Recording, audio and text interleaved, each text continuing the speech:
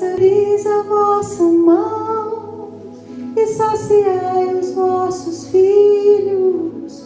Vós abris a vossa mão e saciai os vossos filhos. Meus queridos amigos, o Evangelho de hoje é sobre um milagre importante na vida de Jesus, que aliás o tornou muito conhecido. É um milagre que tem um poder de fazer uma revolução na vida de quem escuta.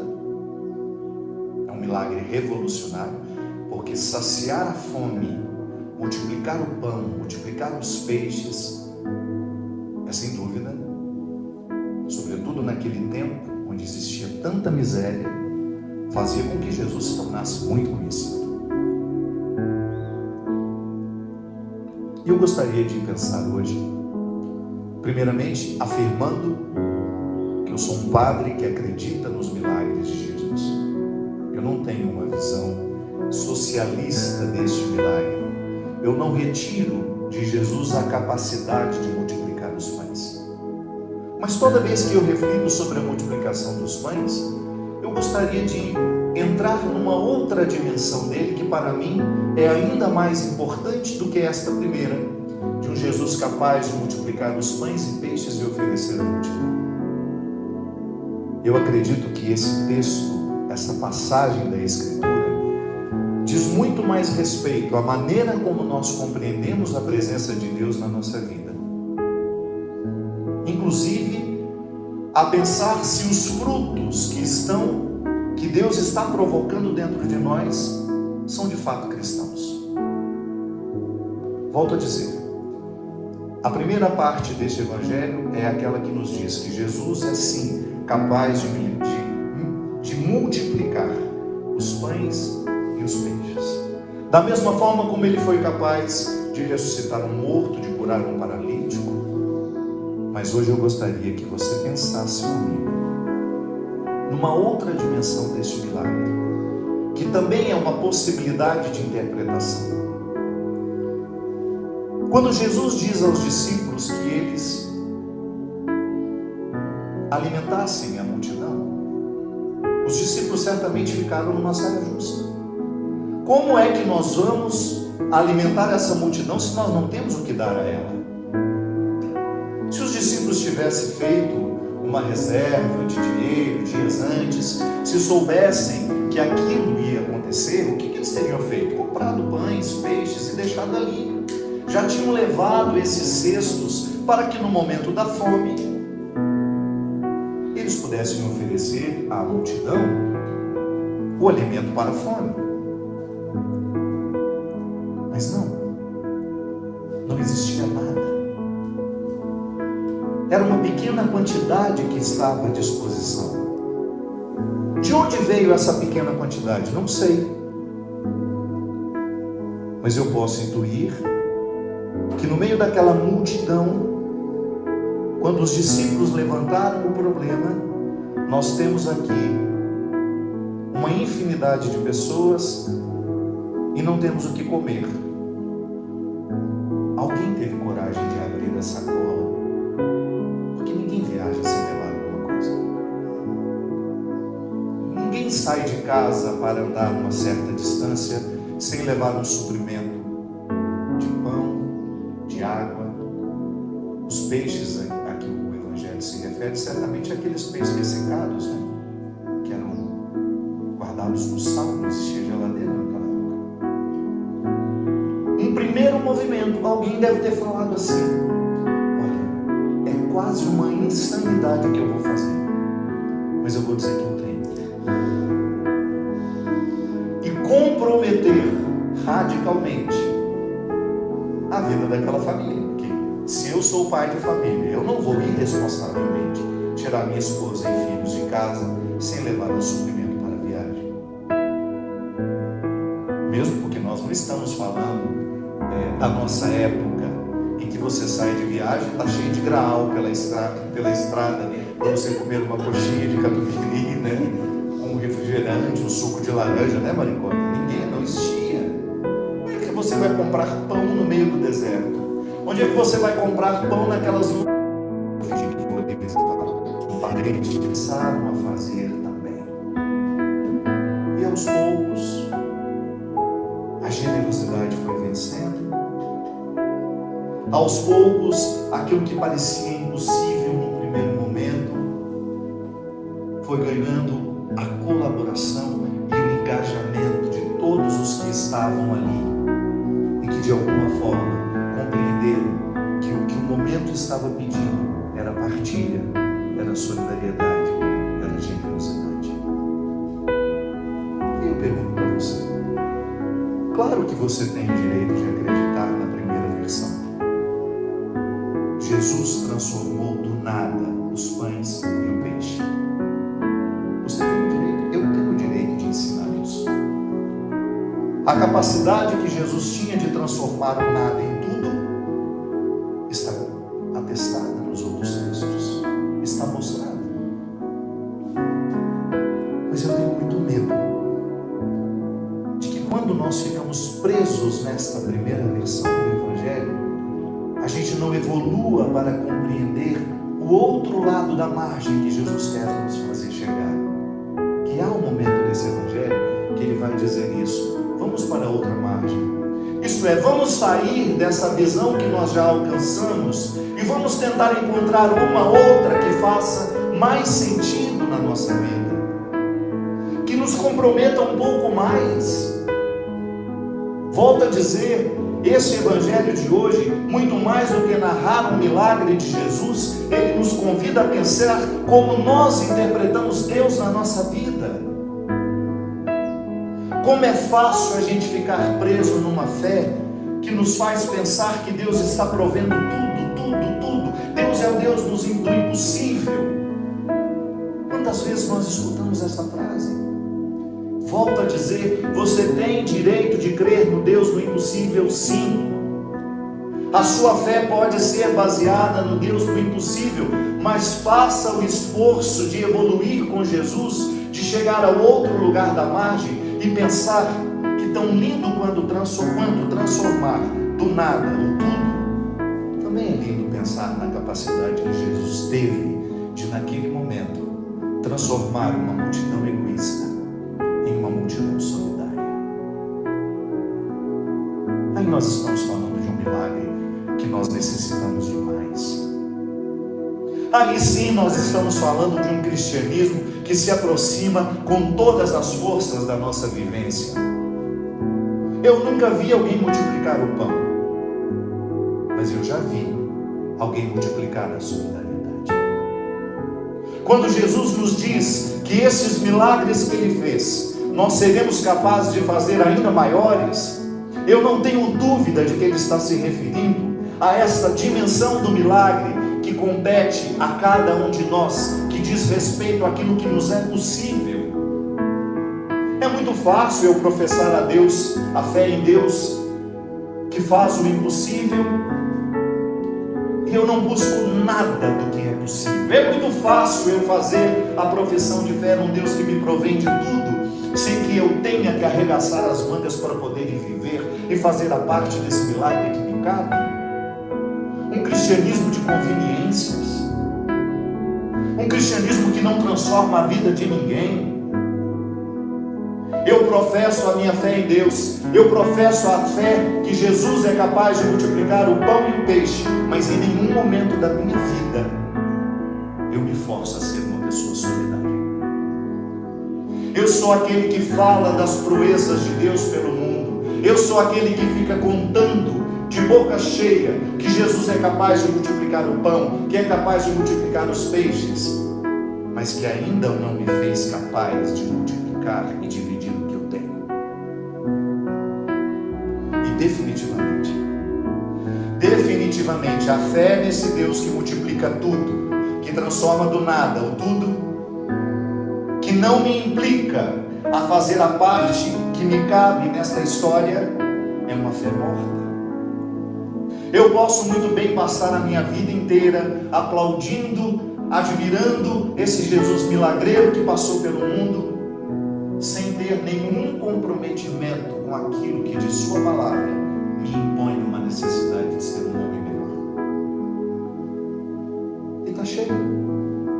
Quantas vezes eu reconheço isso em mim? Quantas vezes, seja honesto, você reconhece em você? A gente se diz cristão, mas não alói uma palha do nosso egoísmo. Seria muito mais honesto nós reunirmos as pessoas e dizer: olha, eu fui batizado cristão, fui batizado católico, fiz a minha crisma, confirmei diante de todos, mas não tenho disposição para sair do meu egoísmo. Então eu quero dizer para vocês que eu não serei uma propaganda enganosa do Evangelho. Eu quero dizer que a partir de hoje eu não sou cristão mais. Porque se eu não tenho disposição de deixar de ser egoísta, eu não tenho disposição de ser cristão. É incompatível com a fé cristã.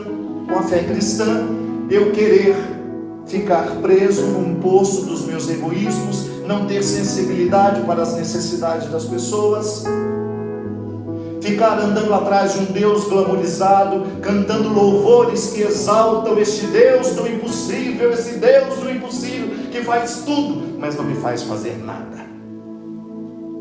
É um Deus que faz tudo, mas eu não preciso fazer nada. Uma fé morta, crente de carreira, católico de carreira, que não descobriu a parte que lhe cabe no milagre, que não se incomoda em ser um homem, uma mulher egoísta e continuar se dizendo cristão. A incompatibilidade existe, nós precisamos ter coragem de dizê-la.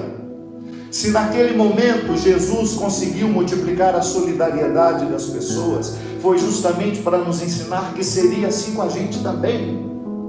Nunca choveu maná no quintal da minha casa, eu tenho que trabalhar para ter o pão.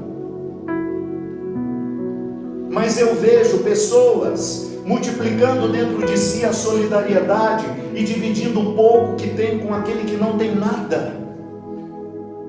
É tão interessante, minha gente. Eu moro no meio de gente simples, eu não moro no meio de gente rica.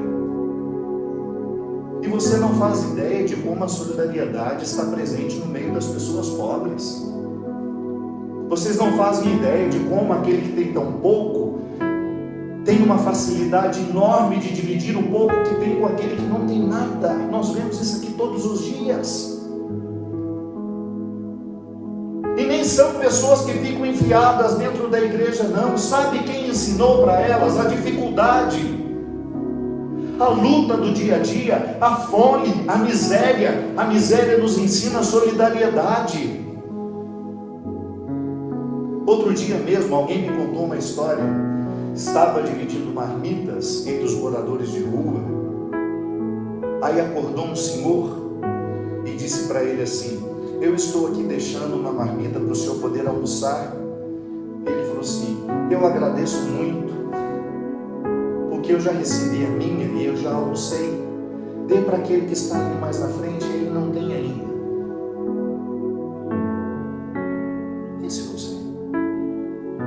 Imediatamente eu me coloquei no lugar daquele homem. Sabe o que eu pensei? Vou receber essa marmita e guardar para jantar. Te juro que foi isso que eu pensei. Mas quem experimenta a miséria já fez a escola da solidariedade. E lamentavelmente nós que não passamos dificuldades mais, eu já passei muitas, mas hoje eu não passo nenhuma. Nós temos uma dificuldade enorme de ficar sensíveis àqueles que estão numa situação desfavorável. Talvez nós seríamos aqueles que esconderiam o que levou, o que guardou, e comeríamos tranquilinhos em algum lugar escondido para que ninguém nos visse. Sim, há tantas formas de viver o cristianismo de fachada. Volto a dizer, se eu não tenho disposição para a solidariedade, eu deveria ter a coragem, a honestidade de reunir a minha família e dizer: olha, eu estou renunciando hoje à fé cristã, porque eu não sei ser solidário, eu não tenho disposição para sair do meu egoísmo. Da mesma forma, como há outras questões de solidariedade que nós ainda não engolimos, não entrou dentro de nós. Se em algumas religiões o povo tem o direito de se sentir escolhido, especial, porque Deus fez isso, fez aquilo para demonstrar, nós cristãos católicos não temos esse direito. A fé que nós professamos nos coloca em pé de igualdade com todos os outros povos. Nós não somos um povo escolhido, nós fazemos parte do povo escolhido. Por isso que nós somos chamados de católicos, que quer dizer universal, que ninguém fique fora. Jesus nasceu num contexto religioso em que aquelas pessoas encontravam na sua religião motivo para se sentirem melhores que os outros. Somos o povo escolhido, somos o povo eleito.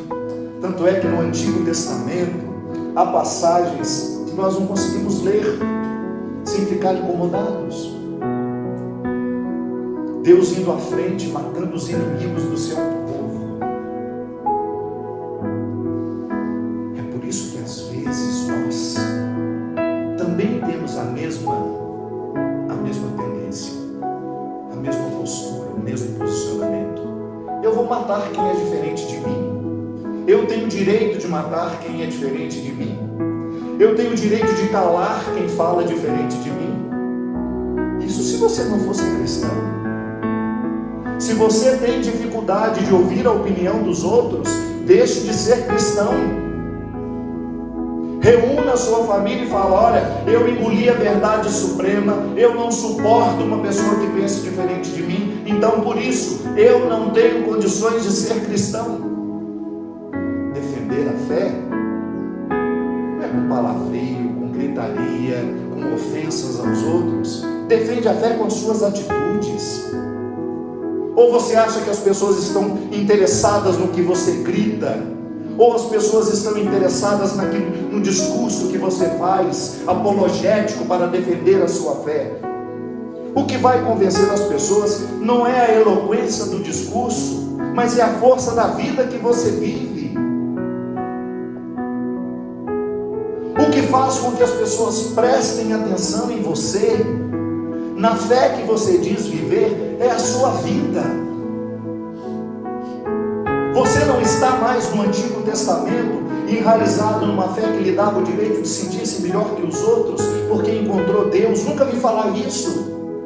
Encontra Deus e se sente a última bolacha do pacote. Ai, Deus mudou a minha vida, eu agora olho para vocês, eu não consigo entender como vocês vivem assim.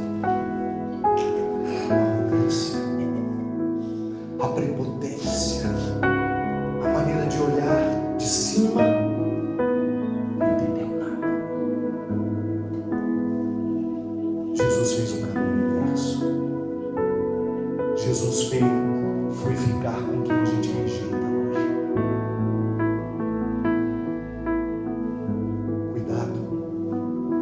Cuidado, porque o seu cristianismo pode ser uma fonte de ateísmo para muitos. Aquilo que você diz ser conversão pode ser a manutenção da sua arrogância, da sua vaidade, da sua prepotência. Aquilo que você chama de conversão pode ser o que há de mais nocivo e perigoso em você.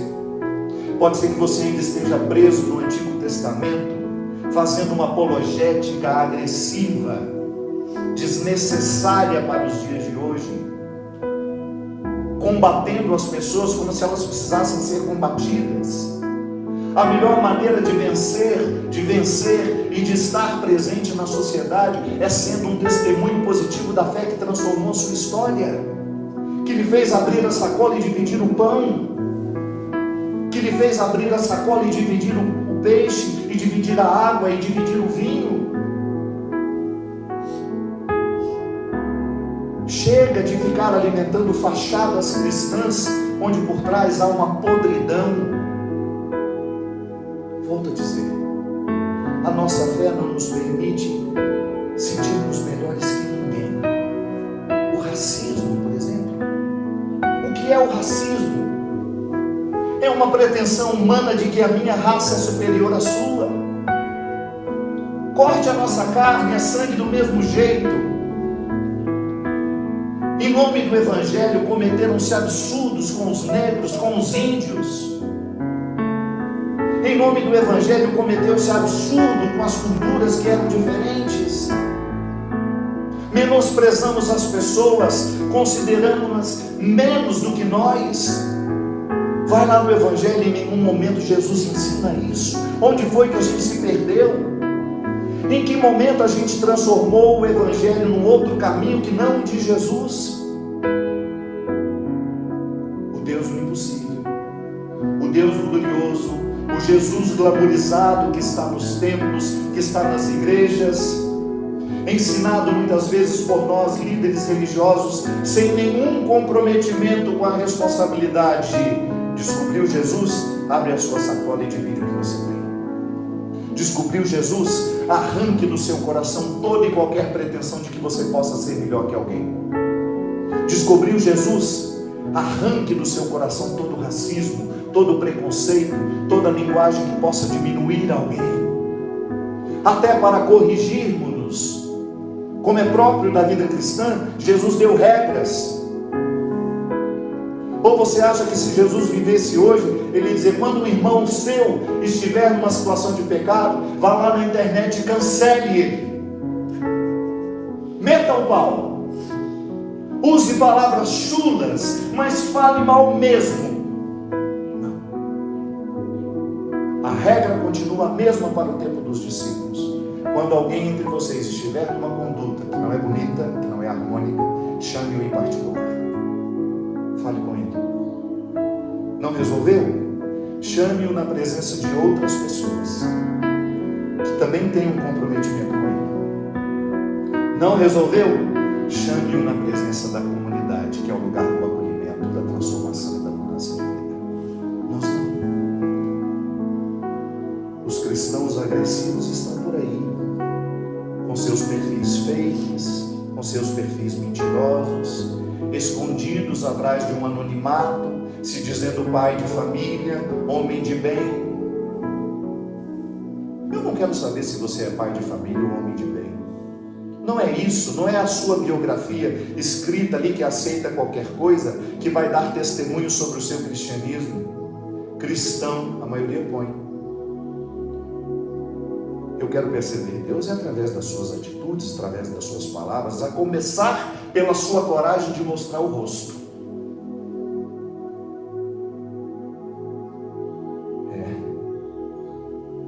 Tá fácil ser cristão. A gente não abre a sacola, a gente não divide o pão, a gente mete o pau no outro, nas nossas comunidades. Eu trabalhei tantos anos em comunidades, eu não acredito que tenha mudado muito. As piores pessoas que eu pude encontrar na vida foi ali que eu encontrei. Na pastoral da comunicação, na pastoral litúrgica, ministro da Eucaristia. Pessoas que de alguma forma se revestiram de um cristianismo glamourizado, glorificado, que não fez com que elas abrissem a sacola. Um cristianismo que não transformou a vida, transformou-se numa vaidade. É tão fácil eu transformar o meu cristianismo numa vaidade. É tão fácil eu transformar o meu sacerdócio numa vaidade pessoal, onde eu vou cumprir ali os meus preceitos, sobretudo para aparecer, para isso, para aquilo, para usufruir-me. Mas na particularidade eu não abro a minha sacola, eu não divido meu pão, eu continuo racista, eu sou agressivo com as pessoas, eu difamo, eu falo mal e não me acuso. Quantos líderes religiosos dos dias de hoje fomentando o ateísmo na sociedade em nome de um falso profetismo? O falso profetismo está entre nós. E por que você sabe que é falso profeta? Porque não está nem um pouco próximo do que Jesus pediu. Mas nós precisamos defender a verdade. Defenda com a sua vida. Defenda sem agredir as pessoas. Defenda defendendo as ideias. Não há nada pior, minha gente, do que quando nós, com o nosso discurso religioso, a gente faz uma pessoa descobrir que ela não tem lugar no mundo. porque ela não é parecida com a gente, porque ela não cumpre as nossas regras, porque ela não vive como nós queremos. A multiplicação dos pães é um convite a gente pensar como nós interpretamos Deus. Como Deus está presente na minha vida? Como Deus está presente na sua vida? Transformando a sua mente para que você tenha a sensibilidade de perceber que o milagre, você faz parte dele. E que agora é a feliz oportunidade que eu tenho de colocar em prática aquilo que tanto eu escutei falar. Quantas vezes eu entrei dentro dessa capela, quantas vezes eu celebrei, quantas vezes eu comunguei, você, quantas vezes você participou da missa, quantas vezes você foi ao culto. Vamos juntar tudo isso e ver se essa matemática fez efeito em nós. Se essa matemática resultou solidariedade, resultou mansidão, bom senso, acolhimento, misericórdia, características da vida cristã